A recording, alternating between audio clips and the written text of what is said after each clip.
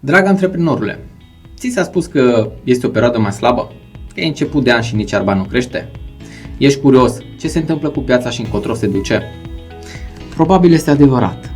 În această perioadă iarba nu crește, însă vânzările pot să crească. Iar asta dacă te-ai pregătit bine pentru ce urmează în acest an 2025. Nu doar tu, ci și echipa ta de marketing. Dă-mi voie să-ți arăt niște rezultate pe care le-am obținut în câteva proiecte, iar dacă la final te întrebi cum am făcut asta, ei bine, am să-ți las câteva idei. Sunt David Birtaș, fondator FreshClick și așa cum se întâmplă de obicei, șeful se laudă cu rezultatele colegilor. Pentru acest magazin, astăzi nu a fost o zi prea bună, însă vreau să vă arăt luna ianuarie, actualizare. 499.000 de lei vânzări brute, iar în luna februarie, care a fost o lună mult mai scurtă, am făcut 533.000 de lei. Probabil ați observat și aceste cupoane. Am mers pe o strategie în care am crescut prețurile și am folosit cupoane. Se pare că a funcționat pentru acest proiect. Vă arăt un alt magazin pe altă nișă.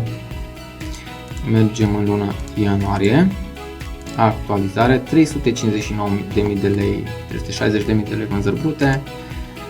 Iar pentru luna februarie 366.000 de lei, cu 6.000 de lei mai mult. Așa, vreau să-ți mai arăt încă un proiect la care astăzi se pare că am făcut 90.000 de lei până la această oră, încă nu m-am uitat în bugete cheltuite. Hai să vedem luna ianuarie. Așa, pentru luna ianuarie avem 1.586.000 de lei cu 6.203 comenzi, iar în luna februarie avem așa 2.186.000 de lei, 8.134 de comenzi. Da? Probabil te întreb ce am făcut aici, dacă am crescut bugetele, dacă mi-a scăzut ROAS-ul. E bine, da, am crescut bugetele, însă ROAS-ul nu mi-a scăzut atât de mult pe cât mă așteptam. Mergem mai departe, avem un client Gomag. Hai să vedem perioada ianuarie 2025. Afișează. Avem vânzări de 157.000 de lei, cu 37% mai puțin decât în perioada de decembrie, și în luna februarie avem felul următor, 223.000 de lei. Am preluat acest client de aproximativ 6 luni de zile. Vă arăt și perioada februarie 2024 ca să putem să facem o comparație. Da, avem aici februarie 2024, 162.000 de lei. Bun, vă mai arăt un proiect în care astăzi am făcut 47.000, mergem pe luna ianuarie.